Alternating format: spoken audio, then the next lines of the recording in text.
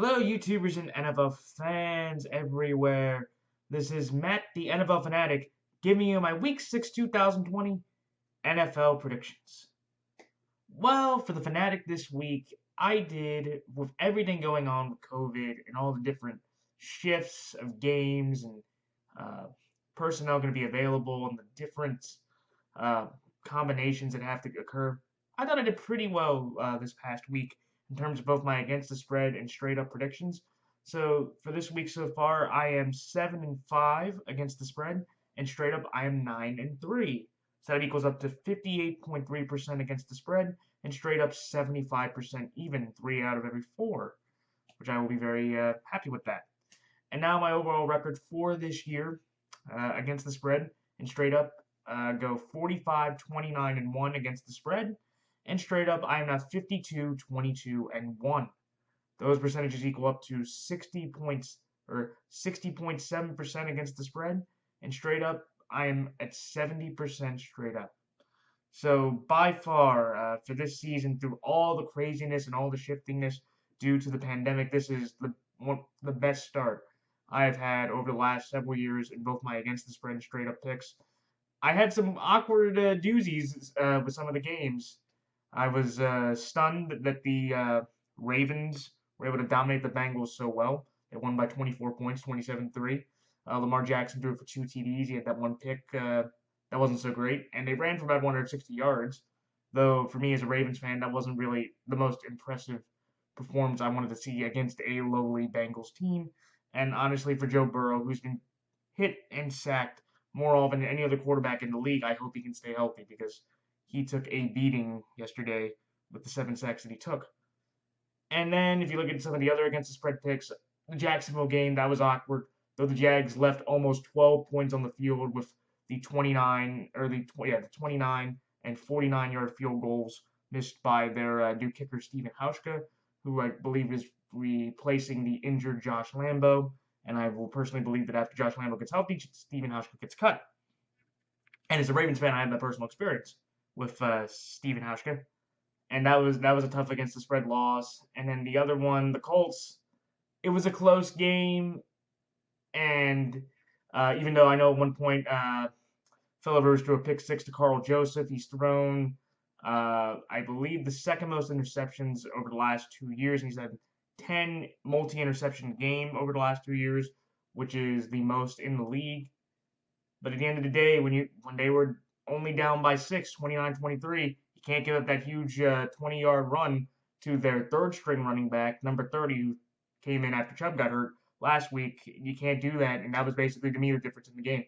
But congratulations to the Cleveland Browns. Speaking of that, 4-1 for the first time since 1994, and it is definitely one of the most surprising stories in the league, especially after week 1, how weak they looked against the Ravens. Everybody thought, okay, it's the same old Browns.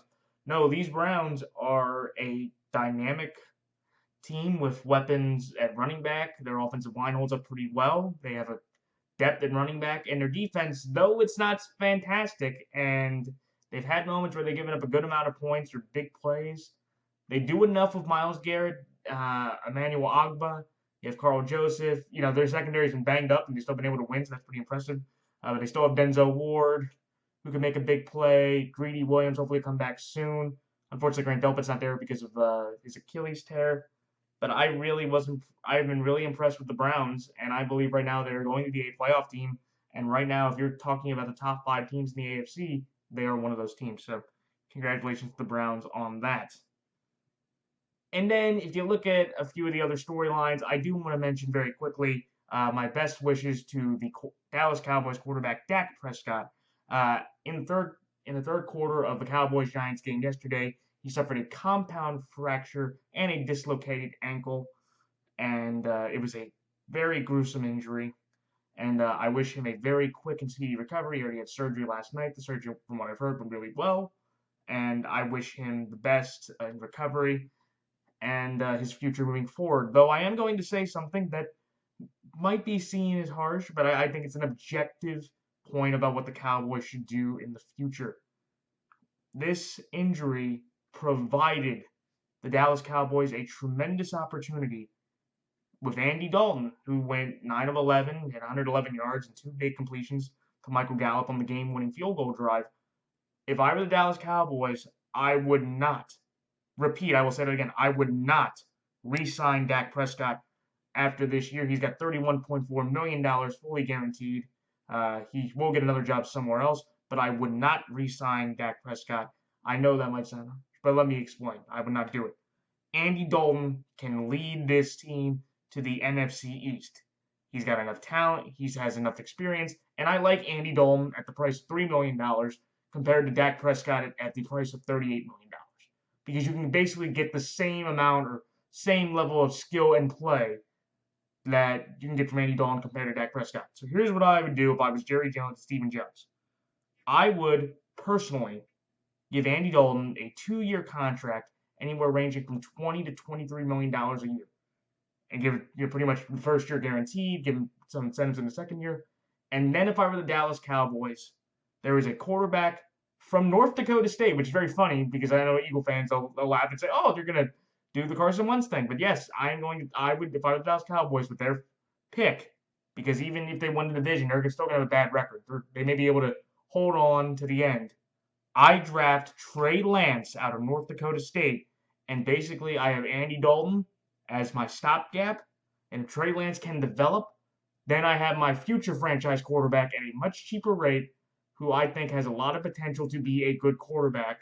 If you saw what he did last year in North Dakota State, he only played 1 game this year due to the pandemic. He did okay there, but again, that's what I would do if I were the Dallas Cowboys. I do think Dak Prescott will get a job. I just think that if you look at Dak Prescott taking out the injury, I'm going to say this, he's not an injury. He doesn't have an injury history. He suffered an injury. I think there is a difference. But with what this opportunity gives the Dallas Cowboys, it gives them an opportunity to move in the future with a stopgap in Dalton and Trey Lance out of North Dakota State moving forward for the future. And Dak Prescott can end up in Jacksonville or Washington or somewhere there with a good amount of money and a team that believes in him moving forward. And I do believe Dak Prescott will come back in the NFL next year. I just think for the Dallas Cowboys, I would not re-sign him. This is a opportunity to show Andy Dalton can be the guy going into next year if he can win enough games with this offense, and have Trey Lance as your next future quarterback on a cheaper deal and see if he can hit Dak's ceiling or go above it. And I believe Dak's ceiling is Kirk Cousins. That's what Dak Prescott is, regardless of the injury. And the Vikings are dearly paying for that contract right now in Minnesota, and I do think the Cowboys would have the same fate in Dallas with that. So, my quick aside on Dak Prescott. But first and foremost, hope you get better. All right, so before I get into the Week 6 games, I do want to make a couple updates for my Week 5 Monday night game and tomorrow's game with the Bills and the Titans. I'm going to take now the Chargers +7 instead of +7.5. I still have New Orleans winning the game.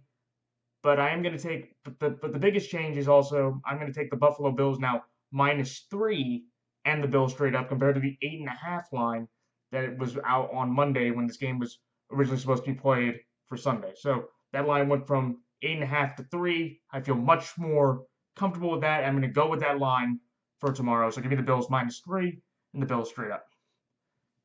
All right. So, and the buys for everybody. The Los Angeles Chargers, the Las Vegas Raiders, New Orleans Saints, and Seattle Seahawks are all on bye this week. The Chargers got added to the bye due to the Broncos and Patriots game getting moved to this coming week. So if you have guys like Justin Herbert, Keenan Allen, Austin Eckler, I know he was hurt, but Joshua Kelly, Drew Brees, Mike Thomas, Russell Wilson, DK Metcalf, Chris Carson, Derek Carr, Henry Ruggs, Daniel Carlson, Josh Jacobs, Darren Waller. If you have any of those players on your fantasy teams, I have a couple of those myself. Bench them because they will not be playing this week. All right, so time for my picks for Week 6. All right, so on Sunday, when the 1-3 Denver Broncos go to the 2-2 New England Patriots, there are some games from my Against the Spread Line website, OddsSharks, that have not been updated due to all the scheduling changes. So I will put that in a comment as soon as I get the lines for those games, and I will also put them in the description as well. But with this game, it was Denver at New England. There was no line out yet. I'm going to take the New England Patriots straight up, and I will probably take New England on the line because Cam Newton will be back, but I will take New England to win straight up. The next game, when the 1-4 Houston Texans go to the 3-1 or 4-0 Tennessee Titans. The Tennessee Titans are 2-point favorites in this game. I like Tennessee here -2, and Tennessee straight up. The next game, when the 4-1 Cleveland Browns go to the 4-0 Pittsburgh Steelers, the Pittsburgh Steelers are 4-point favorites in this game. Give me the Pittsburgh Steelers here to win straight up, but I'm going to take the Cleveland Browns +4. Then the next game, when the 4-1 Baltimore Ravens go to the 1-3-1 Philadelphia Eagles, the Philadelphia Eagles are 7.5-point underdogs in this game. I'm going to take the Philadelphia Eagles here +7.5, but give me the Baltimore Ravens straight up. Then the next game, when the 1-4 Washington football team goes to the 0-5 New York Giants, the New York Giants are 3-point favorites in this game. Give me Washington here +3 and Washington straight up. Then the next game, when the 0-5 Atlanta Falcons go to the 1-4 Minnesota Vikings, the Minnesota Vikings are 3.5-point favorites in this game. I like Minnesota here -3.5 and Minnesota straight up. Then the next game, when the 1-3 Detroit Lions go to the 1-4 Jacksonville Jaguars, the Detroit Lions are 3.5-point favorites in this game. I like Detroit here -3.5 and Detroit straight up. Then the next game, when the 4-1 Chicago Bears go to the 3-2 Carolina Panthers, the Carolina Panthers are 2.5-point favorites in this game. I'm going to go with the upset here, so give me the Chicago Bears here +2.5 and Chicago straight up. Then the next game, it's the New York Jets, the 0-5 New York Jets going to the 2-3 Miami Dolphins. With all the scheduling changes again, this one did not have a line for this game individually. I'm going to take the Miami Dolphins here straight up, and I'm probably going to take Miami Dolphins against the spread, but I will update that once I see the line for that game. And the next game, when the 4-0 Green Bay Packers go to the 3-2 Tampa Bay Buccaneers, the Green Bay Packers are only 1.5-point favorites in this game. I like Green Bay here -1.5 and Green Bay straight up. Then the Sunday night game, when the 4-1 Los Angeles Rams go to the 2-3 San Francisco 49ers, the LA Rams are 3.5-point favorites in this game. I like the Los Angeles Rams here -3.5 and the LA Rams straight up.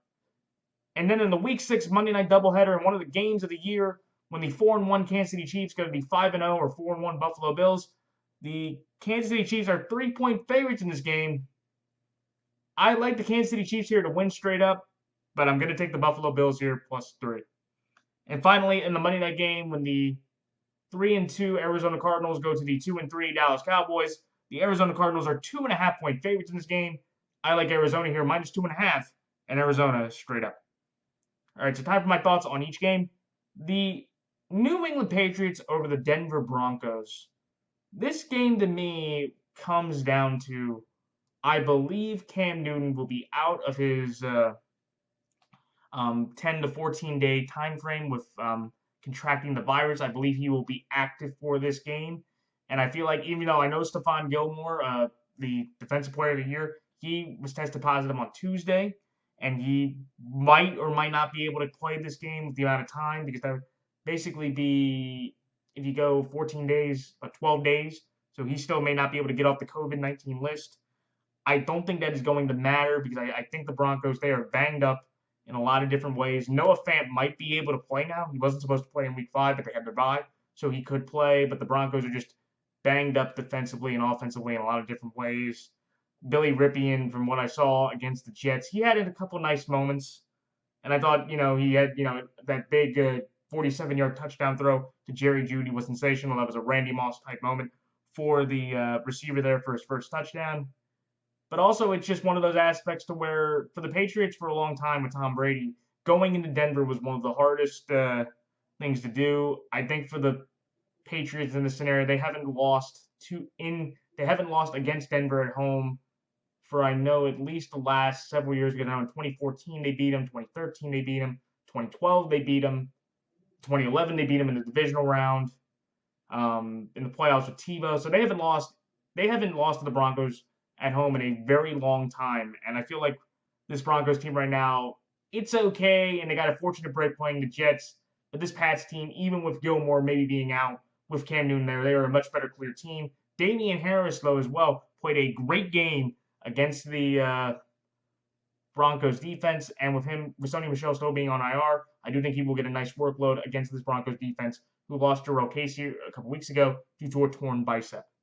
Do I think the Broncos have a chance? Sure, especially if Hoyer is still in play, but I feel like Cam is going to be able to get cleared, and I think that will be the difference in this game for the Pats to get this victory, to get the 3-2. And it would be it's very odd to me that you would think with everything going on with the Pats and the Bucks, how many positives the Bucks gained and how many losses the Patriots lost, that if you told me through 6 weeks of adding buys that the Patriots could have a better record by the end of 6 weeks than the Bucks, I think everybody would laugh, even with Cam Newton there through his ups and downs. So that's why I'm doing the Patriots here, straight up and probably against the spread. The next game, the Tennessee Titans over the Houston Texans. This is one where, look, congratulations to the Houston Texans for getting their first victory against the Jaguars. It was up and down. Deshaun had 2 pretty bad interceptions. Brandon Cooks had probably one of his best days. They didn't have Darren Fells. They had Darren Fells out there because Jordan Atkins, right, the guy that got concussion last week from the Vikings, could not play. I know David Johnson played well. And the defense came up with some big stops when they needed to, especially that 4th down play when Doug Marrone tried to have Johnny Robinson throw the football, which I couldn't quite understand. But I also think for the Texans, like, they needed that. If everybody probably knows that watch this video, Bill O'Brien got fired last week after going 0-4 to start out. I will personally say this was a long time coming for Bill O'Brien. I have not been the biggest Bill O'Brien fan. Unfortunately, though, he is the standard bearer for Bill Belichick disciples. And I really look at this Texans job, and I will tell you this right now. I believe Josh McDaniels will be the next head coach of the Houston Texans. There's a lot of former Patriot personnel down there. And the guy, Nick Caserio, who I believe is very close in the Texans organization, he has a close relationship with Josh. And Josh would chomp at the bit, especially with Brady no longer there, to be able to coach Deshaun Watson in a winnable division moving forward. So you heard it here first. I believe the next head coach of the Texans will be Josh McDaniels. But putting that to the side, the reason why I'm taking the Titans here is that, do I think the Texans can play against the Titans? Sure they can. They've always played close competitive games in the Texans-Titans games over the last several years. But it's just one of those things where I feel like the Titans, I know they've been ravaged by COVID. They've had over 20 cases, I believe, with actual players and team personnel. They've had 23 or 24 positive cases, and there have been some notable players, such as their fullback, Correa, one of their linebackers, Corey Davis.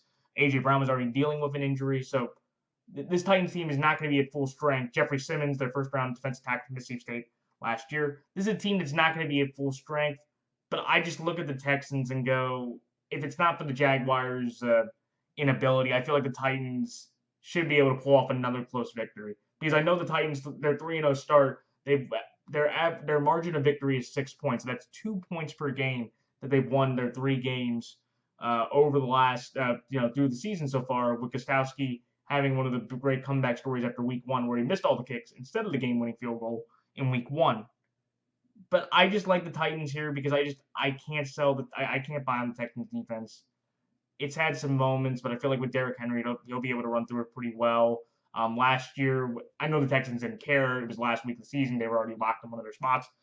But Derrick Henry ran wild on him, and I kind of feel the same way with Derrick Henry right now. He's motivated. He's going to basically have been given an extra week of rest. Even though I know the Buffalo game, that'll be a different story. But give me the Titans here, -2. It's a small number. And I just feel like with the Texans, like, this Texans team is not the team that it was over the last several years. They've lost a lot of good defensive talent. And they're just trying to, just play through the season. I don't think the Texans are going to make the playoffs. I don't think they have any more expectations to make the playoffs after Bill O'Brien got fired. I just feel like with the Titans, it's another game where you're going to see a close, competitive game, but it somehow seems like Mike Vrabel has a way to grind out these close games with Gostowski or just somebody in the clutch when they need him to. And Tannehill, has played pretty well, and I think he's played better than Deshaun Watson this year so far, with the weapons he has or with the weapons he hasn't been able to have. And I just feel like the Titans as well, they're motivated. They have a big game against Buffalo. You could argue it's a trap game, especially if they beat the Bills. But I feel like with the Titans, they'll be motivated to know that with the Colts stumbling, they have a great opportunity to take advantage of the division in this game. So that's like the Tennessee Titans are -2 and the Tennessee Titans straight up. The next game, the Pittsburgh Steelers over the Cleveland Browns. This game to me, it was very tough because honestly, the Cleveland Browns have been a very good team. They've won 4 straight games, like I said before. 1994 was the first time they started out this well. And the Pittsburgh Steelers for the first time since 2000, or sorry, no, the first time since 1979, I believe this is the first time the Steelers have gone 4-0. Chase Claypool had a sensational game, 3 receiving touchdowns, 1 rushing touchdown. He was the first rookie. He's the third rookie to have 4 touchdowns in a game besides Franco Harris and Roy something. It was a receiver back in 1969 that also had 4 touchdowns as a rookie. And it was very stunning to me because I was surprised how well the Eagles were able to move the ball offensively with all the weapons they lost. And they lost Lane Johnson in the third quarter again to an ankle injury. So that'll be something very interesting to watch throughout the season for the Eagles. But I was real impressed because they scored over 30 points for the first time since 2018. And it really showed you that the Steelers can, if their weapons are good, I know Deontay Johnson had a back injury. He left, and DeCastro left with an abdomen injury. But they are really, they are just as good as Buffalo, Kansas City, Baltimore. They are in that class. And I think that win against Philadelphia showed a lot for the Steelers. And for the Browns, this is one of those things where, look, Kevin Stefanski, through his ups and downs, has done a great job getting this team into a spot to be 4-1. And for the first time in a while, the Browns may have a genuine chance to beat the Steelers. But here is the reason, everybody, why I am taking the Pittsburgh Steelers to beat the Cleveland Browns. It's Ben Roethlisberger's record. Let's look right here, everybody. If you look at Big Ben's record for his career against the Cleveland Browns, this is one of the most stunning stats, and it kind of shows you how feudal the state of Ohio, or definitely Cleveland, has been throughout his time there. He has played 26 games against the Cleveland Browns. He has gone 23-2-1. If you want to add the Bengals, he has gone 46-9-1 in 56 career games against the Cleveland Browns and Cincinnati Bengals. To me, when you have that kind of record against these two teams, and look, I know the Browns, they've had their moments where they've been competitive, and I think the last time he actually lost to the Browns was 2009 when Mangini beat him. I can't go against that record. And the Steelers right now, they've played better. Ben's played better, 10 TDs to 1 interception this year. And that's why I had to go with Pittsburgh. Could Cleveland win this game? Sure. And that would be pretty much the statement to me with the Browns, that they are a legitimate team, maybe not only just for the playoffs, but maybe further aspirations. They finally could beat, Ben, and then for only the 4th time in his career losing to the Browns. But that record, Baker's had some rough games against the Steelers over the last couple of years. He couldn't even beat them last year with their backup quarterbacks.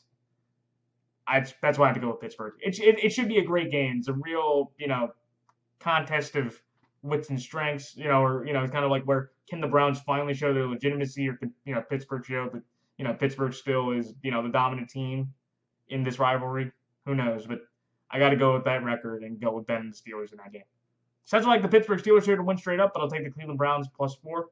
The next game, the Baltimore Ravens over the Philadelphia Eagles. This is one where the Philadelphia Eagles played pretty well, and Travis Fulgham, the 6th-round wide receiver out of Old Dominion, did a really good job, and he's actually become, over the last couple weeks, a trustable and dependable wide receiver for the Eagles, which is something they desperately need, especially with Deshaun Jackson dealing with a hamstring injury, and Alshon Jeffrey dealing with his foot surgery and his illness. But the reason why I am taking the Ravens is that we dominated the Bengals offense in a lot of different ways. And I just feel like against this Eagles secondary, which got shredded by Chase Claypool, Eric Ebron had some big moments. So Mark Andrews should have a big day against the Philadelphia Eagles secondary. You can just look at George Kittle with his 10 receptions, over 180 yards, and touchdown 2 weeks ago against the Niners with Nick Mullins and C.J. Beathard throwing him the football. And I feel like just with me, the Ravens, they've pretty much handled their business. I think, the Eagles, could they be competitive? Sure. And I think that's why I have the plus 7.5. Because there are moments with the Eagles where I feel like, look, Carson's better than Joe. Carson can make some bigger plays. And Lamar had some throws where against this Eagles pass rush, who were leading the league in sacks, the secondary has Rodney McLeod, Darius Slay, Avonte Maddox hopefully might come back soon. But they have an okay secondary. I feel like this game can be closer, especially if they can get a couple stops with Lamar and they can shut down the run game. They did a pretty good job against Connor. They did a pretty good job against McKinnon for the most part over the last couple weeks. But it's just something where Carson's thrown the most interceptions in the league at 9, and it's just something where, look, the Ravens, they've always had an awkward history in Philadelphia, or the last 2 games that they played the Eagles won week 2, and the Ravens won week 16 of the 2016 season. That basically came down to a 2-point conversion from the Eagles that they failed on, and we beat them, I believe, 28-27. And I just feel like with Lamar and the Ravens, we're just too talented. We have a great enough defense to limit Carson Wentz with the limited offensive weapons that he has. And if Lane Johnson is not 100%, I feel like the Ravens defensive line will have a great field day against this banged-up Philadelphia offensive line. It'll be an interesting game because I feel like, again, the Eagles have something to play for, and so do the Ravens. But it's just kind of like where you're going to take the more talented team, the better coach team, and just the team that has more confidence in itself right now, that has won more games compared to losing them in the Eagles. And also, by the way, the Ravens beat the Washington football team. The Eagles did not. So maybe that's also a reason too. I'm going with the Ravens. So that's why I like the Baltimore Ravens here to win straight up. But I'll take the Philadelphia Eagles plus 7.5. The next game, Washington over the Giants. Man. This is what I like to call a crappy toss-up. This game is really not fun. The only positive story out of Washington was Alex Smith coming back. Congratulations to him. What a great story. First time since November of 2018 that he actually played some meaningful and genuine reps in a NFL football game, because Kyle Allen got an arm injury due to Jalen Ramsey hitting him with his helmet. But the reason why I'm going to take Washington is because I don't know if Kyle Allen's going to be healthy. And the Giants, even though they put up 34 points against the Cowboys defense, that's the Cowboys defense being really bad. The Giants going into the game were averaging 12 points per game. They put up 34 against the Cowboys defense. That wasn't a testament to how great the Giants offense is. That's just a testament to how bad the Cowboys defense is. And just something where I'm going to take the fact that I don't believe, I feel like Kyle Allen will make less mistakes than Daniel Jones. Daniel Jones has started 18 games. He has fumbled 17 out of those 18 games. And with that pass rush, with how dominant it is, especially against the Giants offensive line, which is not that great, especially with Solder not being there. You have Hernandez, who's okay. But that Giants offensive line is going to get worked by the Washington defensive line. And I feel like Kyle Allen will make less mistakes in this game compared to Daniel Jones. And that'll be the difference in this game. If Alex Smith starts, I'm going to feel much better. But with that uncertainty with the arm injury, I'm going to just probably hope on the Washington football team being able to harass Daniel Jones enough with the pressure to win this game in a low-scoring, mistake-filled, rough, brutal game for both franchises for the NFC East. Could the Giants win this game? Sure, because the Giants have actually, in the grand scheme of things, have looked better than the Washington football team that has given up 30 to the Rams, 31 to the Ravens, 30 to the Browns, 30 to the Cardinals, and they won their one game 27-17 in week 1 against the Eagles.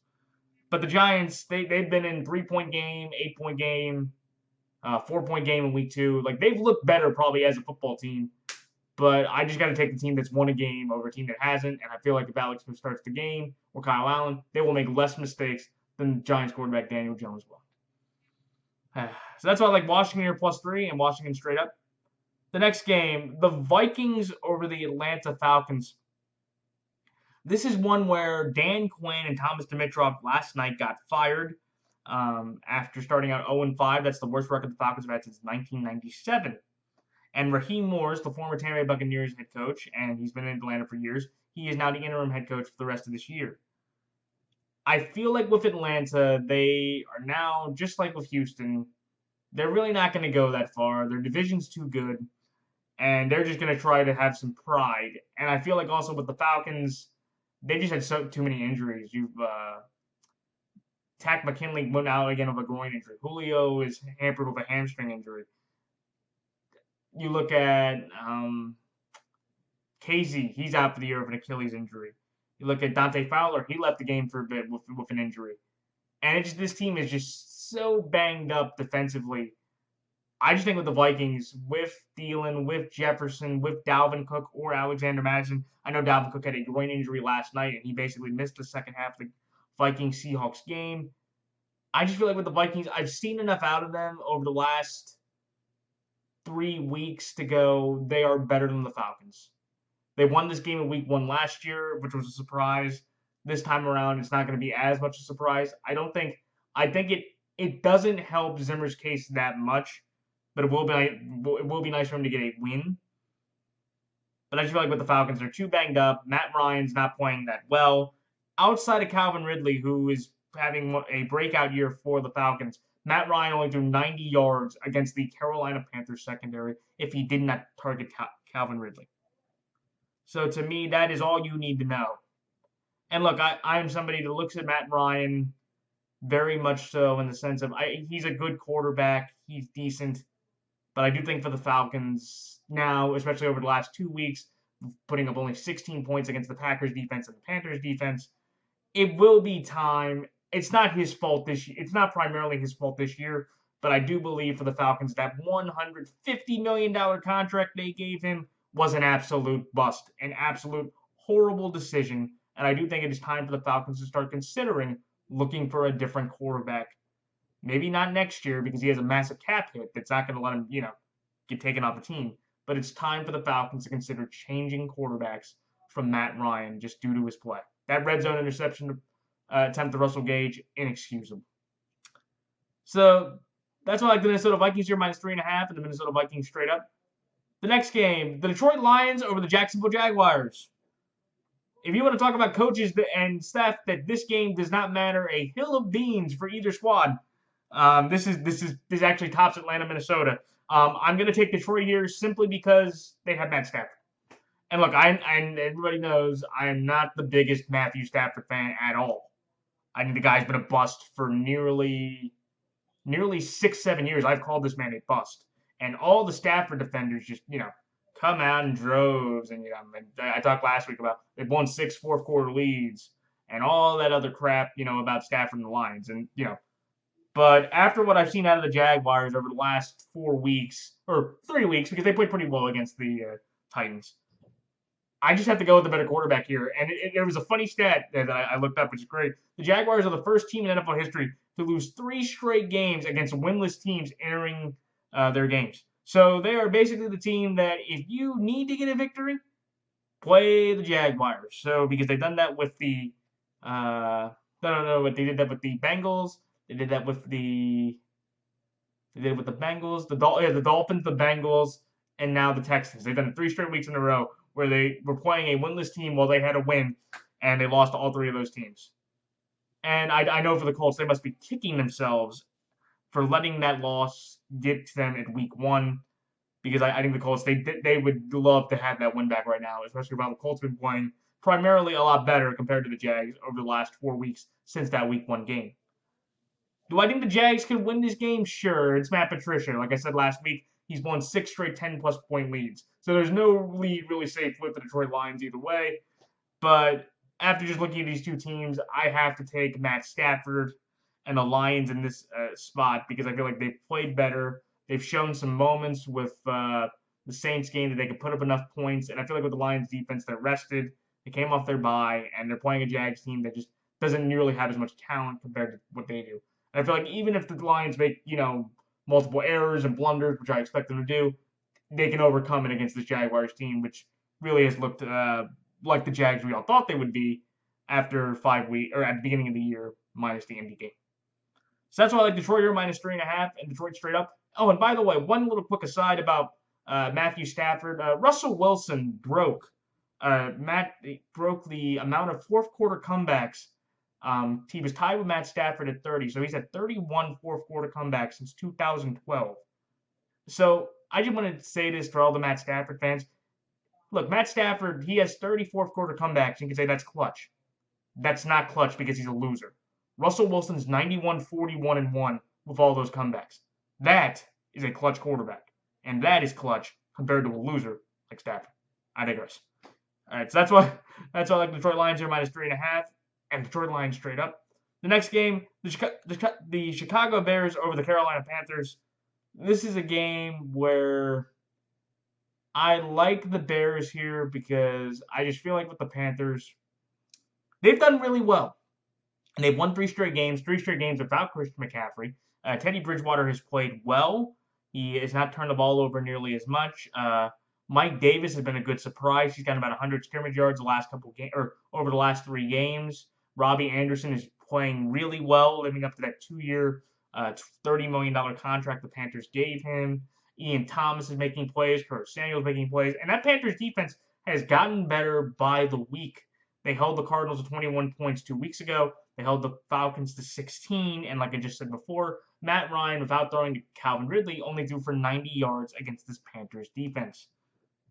And there was a part of me that really wanted to take the Panthers. Like, I'm somebody that's buying into Matt Rule. I'm buying into this weird, scientific staff and his stance on being not an offensive or defensive guy. And I like Joe Brady as a coordinator, and I really like what the Panthers have done.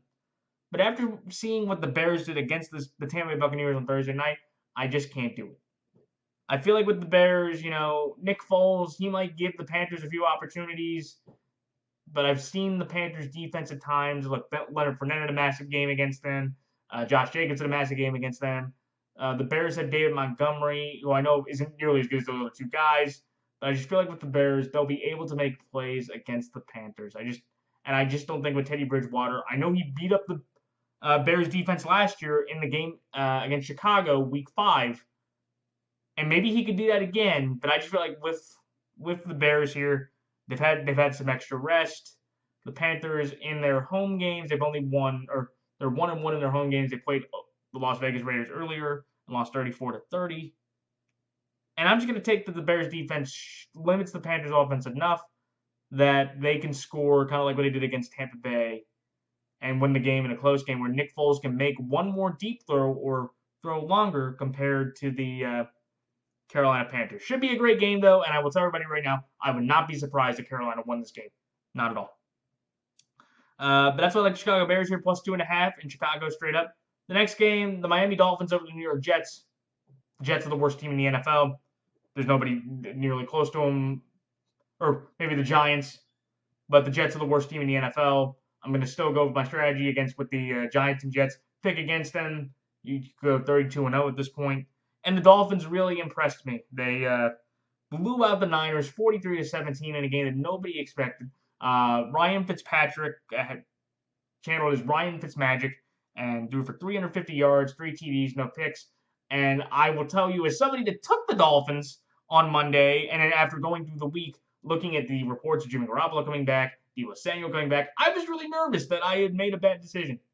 But I will gladly be happy to have stuck with the Dolphins in a way that I don't think anybody expected, including me, winning by 26 points. And I just feel like with the Dolphins, they beat the Jets last year in this game. Sam Darnold had a really bad game. He may not even play due to his shoulder.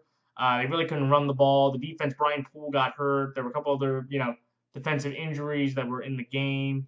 Le'Veon really couldn't run the ball. The coaching was horrible. Adam Gase went for it on 4th and 1 when he was only down by 7. He could have kicked the field goal to go up 7-3. There were some other bad 4th down decisions. And I feel like with the Dolphins, this is just one of those easy games that hopefully, with what they can gain from San Francisco, they can bring back to beat up the lowly New York Jets to get redemption for them losing to the Jets in the last time they played them at MetLife in the field goal fest game. And also for Tua, I feel bad for you, man. Fitzpatrick played really well, and it gives Brian Flores, at least, and with the Dolphins coming up, it gives him, with the Jets coming up, it gives him another couple weeks to let Fitzpatrick play. And I think for Tua, it might be good to learn, but I think it's just very painful to realize that Flores' decision really paid off, and that gives Fitzpatrick at least another couple starts from that decision. So that's why I like the Miami Dolphins here to win straight up and probably against the spread. The next game, the Green Bay Packers over the Tampa Bay Buccaneers. Give me the Green Bay Packers here easily because, first of all, they will be off a bye. He'll be off a bye, and Aaron Rodgers has been pretty good off of bye in his career. Their defense has played really well. They've held their opponents to, well, I know, let's see, 34, 21, 30, and 16. So their defense at times against the Lions and the Falcons, they were able to hold some decent margins. And I think again with the Packers, Jair Alexander was able to shut down Calvin Ridley to a donut game across the board. I love how they could get Devontae Adams back, which would be a massive get, even though they really haven't had to need him through this year so far. They are 2-0 without him. And I feel like with the hamstring injury that he suffered, he should be able to come back with the bye. And I just feel like with the Bucks, there's just something there where that defense, they will blitz and blitz and blitz because that is Todd Bowles' favorite thing to do. But at the end of the day, when you're playing Aaron Rodgers, he is one of the worst QBs that you want to blitz against, especially with the offensive weapons and with the way he's playing right now. He should be able to outshoot against Tom Brady in this game. I'm actually stunned after looking at the Packers' performances and how the Bucks looked just on Thursday, that this game is only at 1.5. And in fact, this is the number that I believe this game should be at. And yes, I do realize this is the number 4. So anybody that appreciates that will get that little joke there.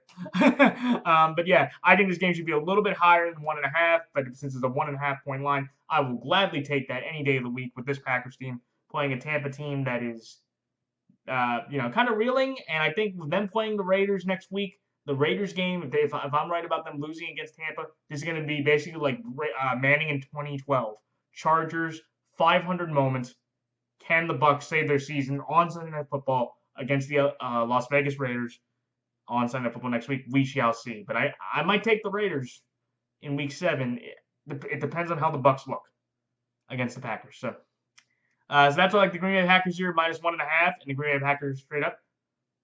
The next game, the LA Rams over the San Francisco 49ers. Give me the LA Rams here because the San Francisco 49ers look horrible. Their defense is decimated by injuries. DJ Jones had to leave with an eye injury. Sherman's still not out there. Emmanuel Mosley's on the IR for another 2 weeks. D Ford's on the IR. Bosa and Thomas are out. And they just really couldn't move the ball. And Jimmy Garoppolo, he looked gimpy out there. He was only 7-17 for 77 yards and 2 interceptions, which were 2 of the worst picks I have seen all year. And I know, last year the Niners blew out the Rams.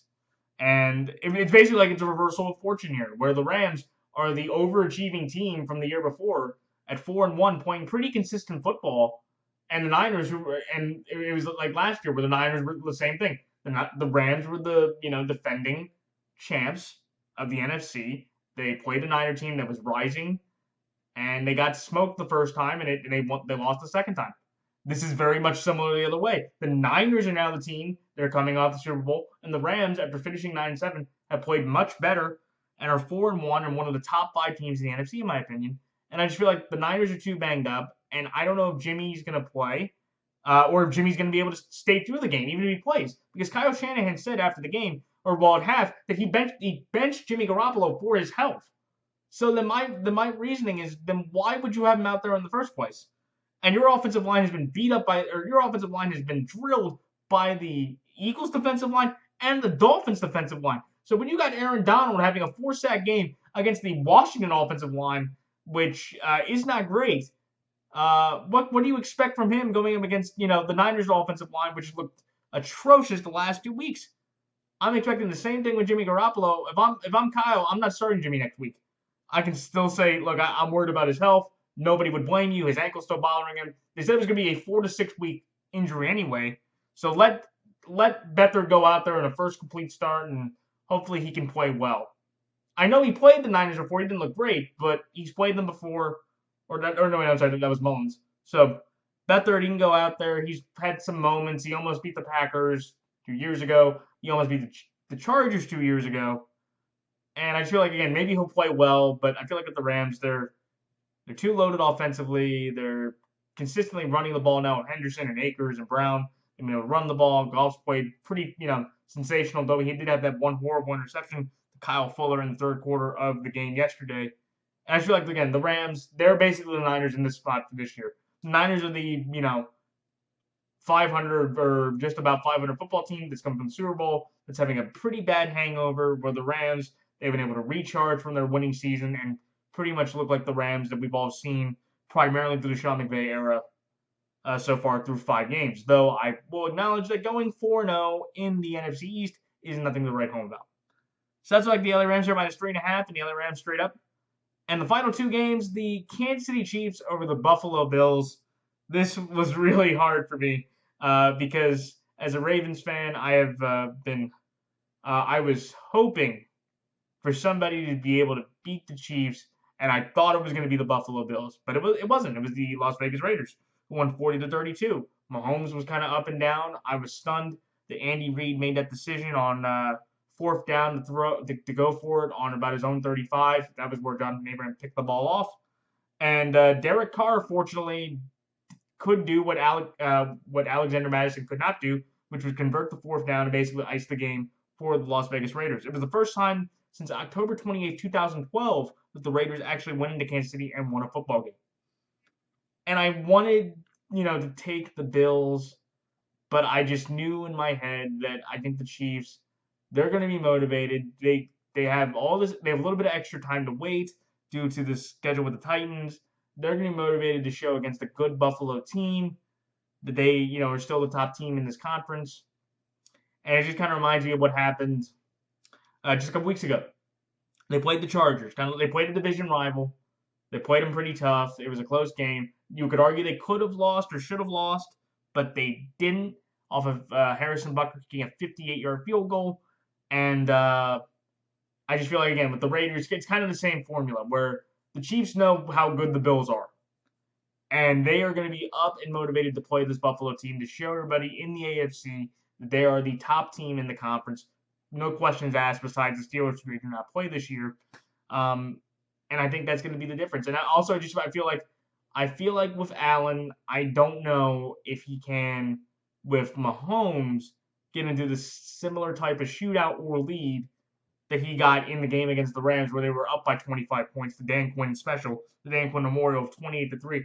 I don't know if he can get up to that big of a deficit or that big of a lead to be able to hold on with the Chiefs offense. And if I have to go into a shootout with Mahomes or Allen, I'll take Patrick Mahomes in this game to win. It should be a great game. I'm going to take the Bills +3 because I wouldn't be surprised if the Bills won this game, because I know the Bills are a more complete and better football team than the Chiefs right now. But that's why I like the Kansas City Chiefs here straight up, but the Buffalo Bills +3. And finally, the Arizona Cardinals over the Dallas Cowboys. This is Big 12 football in Texas. I know everybody saw the Red River Shootout or the Red River Showdown. The Red River Showdown, and it was insane. It was 4 overtimes, 53-45. Sam Ehlinger had 6 total touchdowns. He ran for 4 of them. It was weird. It was wacky. And if you want to talk about Big 12 football in the NFL now, you got the Dallas Cowboys offense with no defense that played just as bad, if not worse, than the Big 12 defense against Cliff Kingsbury, the former coach at Texas Tech in the Big 12, in this game with the Cardinals. And the reason why I'm going with the Cardinals is I will trust Kyler and that offense in this shootout to beat Andy Dalton. And I think that's the reason. I feel like Vance Joseph, throughout the first 5 games, has done a pretty good job of holding defense pretty well, because they only allowed 20 against the Niners, 15 against Washington. They held the Lions to 23. They gave 31 to Carolina, which wasn't great, and they held the Jets to 10. So I feel like they're not going to hold those low amounts against this Cowboys offense, even with Andy Dalton there. But I feel like they can get enough of a stop to where, let's say it is Arizona, 30. I'll go Arizona gets 37 and the Cowboys get 30, something like that. I feel like Vance Joseph's defense can get one stop, just like with Oklahoma with Lincoln Riley. They will basically have the Red River Showdown in AT&T Stadium with these two teams, and I'm just going to trust that Vance Joseph can be like the former Georgia defensive coordinator at Oklahoma now, he can do the same thing and get that victory off of that in this game with both these teams and their offenses and how they're playing. Should be a phenomenal game. If you love offense, watch the game. If you love defense, do not watch the game because there will be none played with these two offenses. But give me the better quarterback and the more highly powered offense and more consistent defense in this one, and that's the Cardinals, especially with Andy Dalton starting now with Dak Prescott's injury. Sounds like the Arizona Cardinals are -2.5 and the Dallas Cowboys straight up. So those are my thoughts and picks for this week, for week 6.